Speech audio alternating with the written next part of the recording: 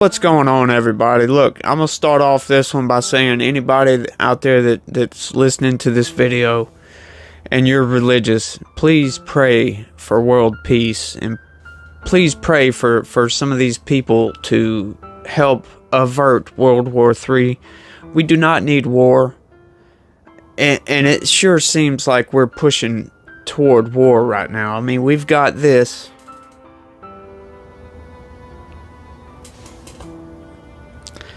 Yeah, so it just seems like that's what we're headed toward. It seems like it's unavertible right now. We're going to war, and there's nothing we can do to stop it, it seems like, because it just keeps escalating and escalating and escalating. So I would just ask that if you're religious, please pray for world peace right now. We need a calming down of tensions, and we don't need to just jump to conclusions and just start firing bullets at each other. But yeah, that's all. But what's up, y'all? How's your day going? Hope you're having a good one. We doing all right over here. Not doing so bad today. Not doing so bad at all, you guys.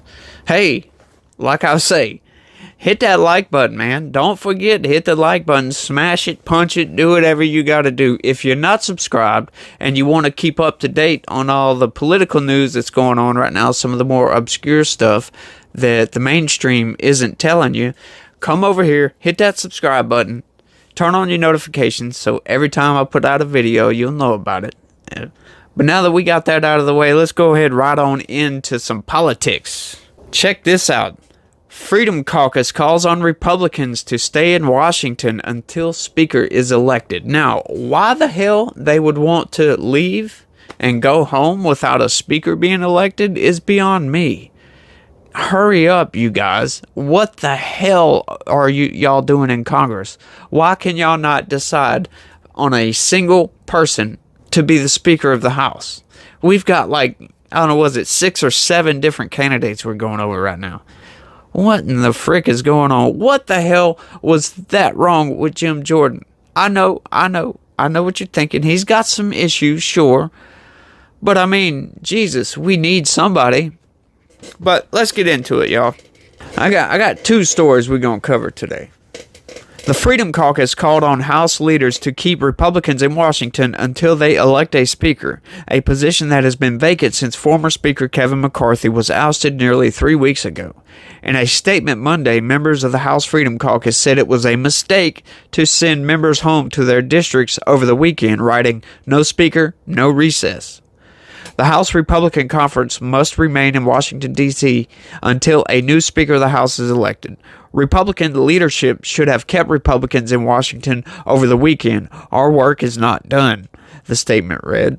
In fact, we are starting at ground zero after Jim Jordan, arguably one of the most popular Republicans in the country, was rejected by House Republicans. And look, I understand you might not like Jim Jordan all that much, but we need some kind of consensus on somebody. We really don't want one of these establishment Republicans/Democrats in office right now. We need to get rid of those kind of people. We need to get somebody in there who is willing to stand up for what's right, to stand up and say no sometimes, or to say yes, we will do this because it's the right thing to do. We don't need one of these people like, Texas Governor Abbott, who only does stuff after he issues some polls and finds out what the majority of the people are going to do. Yeah, did y'all hear that story? That shit was nuts, man. I can't believe a governor, somebody in top leadership, would actually base his decision off polls. That is just crazy. I know that was an old story, so you might not remember it. It was from a few years ago, but it just popped into my head, and it's like, okay, whatever. If that's what you want to do, then, I mean, I could see where the logic could lead you that direction, but a leader doesn't need a poll to make a decision. I'm sorry. That's my opinion on that. Jordan, a founder of the Conservative Freedom Caucus, lost a secret ballot vote Friday among Republicans who voted to drop his candidacy for Speaker and start again. Jordan failed to secure the necessary votes on 3 ballots as the party's nominee. We must proceed with all possible speed and determination, the statement read. Intentional and unnecessary delays must end. It serves only the lobbyists of the swamp and defenders of the status quo to continue to drag out this process. And I totally agree with that. We need to kill off the swamp monster, and the status quo right now isn't cutting it. So we need something different. House Republicans will meet in a candidate forum Monday night, seeking a lawmaker they think could win the necessary 217 votes on the House floor to be elected Speaker. The Freedom Caucus statement noted the earliest a floor vote is likely to happen would be Tuesday, tomorrow. The House also faces a looming government shutdown deadline of November 17th when the stopgap funding measure expires. House members cannot pass appropriations bills or proceed with legislative activity until a speaker is in place. And yes, they cannot. They can't do anything without a speaker. However, I have noticed that days after McCarthy was ousted, they still went on with their scheduled committee hearings. They had 4 or 5 different committee hearings that I know of that went ahead and went through. I guess since they were already scheduled, I don't know. But, committee hearings is one thing. Passing legislation and Ukraine funding is a whole nother issue. But it's hard to get Congress to agree on anything, especially with the majority that we have right now. It's not all that great. So we have to get damn near every single Republican to, like it said, 217 votes. And I think we only have 221 Republicans right now. So we have a very, very slim majority. But let's move on to this next story. This one's just funny, and I wanted to cover it just for lanyard. So stick around. Lindsey Graham snaps at Newsmax reporter in Israel asking about Tlaib's tweet. We all know who they're talking about. This Rashida Tlaib and her pro-Palestine BS. This whole pro-Palestine, I understand, before I wasn't differentiating between pro-Palestine and pro-Hamas. Those are two totally different things. And so I can understand the pro-Palestine sentiments. I don't necessarily agree with them because, like I said in a previous video, Israel won. Get over it. I mean, they're allowing y'all some land right there.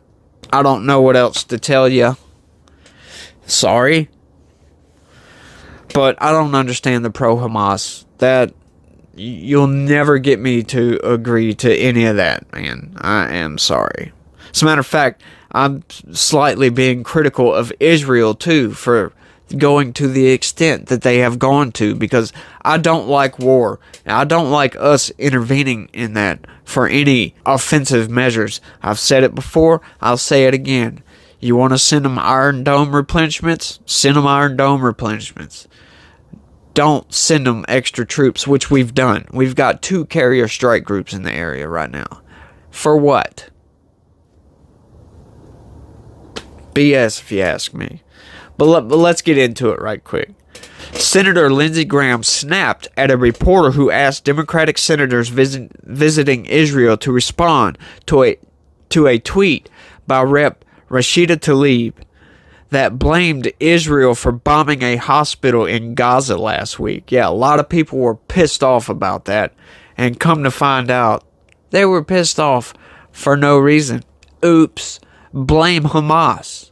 Those freaking idiots. Of course, it's still not official, I should say, and it probably never will be official. But all the evidence points to it was a failed rocket. Well, let's keep going. Daniel Cohen, a Israel correspondent for Newsmax, asked if any Democrats on the 10-member delegation in Tel Aviv wanted to respond to Tlaib's tweet, which has not been deleted despite evidence that the deadly hospital blast was caused by a rocket fired by a Palestinian group, by a Hamas terrorist. Yeah, I added that because just saying Palestinian group, I mean, you're kind of condemning all of Palestine, which most of them approve of Hamas, but I'm not going to hold that against them. If the United States government was a terrorist organization, Never mind. Graham quickly cut him off in response. Stop. No, Graham said, as Cohen pushed further. Stop. Cohen pressed further, saying that it was a fair question. We are here together not to talk about the problems at home, which are many, Graham said before Cohen persisted. I have my own view of what to say. You're not going to screw this up, Graham said. Cohen maintained that he was not trying to screw it up. Graham then called to get this guy out of here.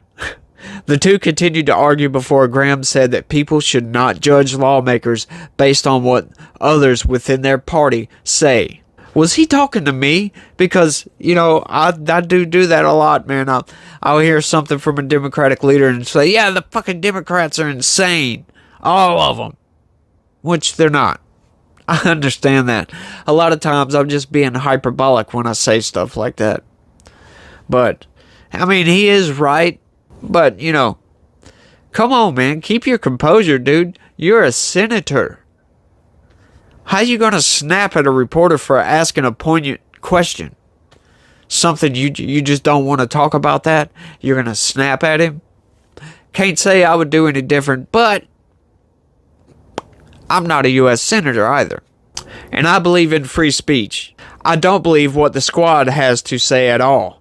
But I came here with Democrats and Republicans to let everybody in the world know, don't judge every Democrat by the squad, and don't judge every Republican by some of the things you hear, Graham said. Yeah, because a lot of them are Democrats, but hey. The senator quickly seemed to back down from his request to remove the reporter and apologize for his outburst. And I'm sorry, my friend, I probably shouldn't have said it, but my nerves are raw right now, Graham said.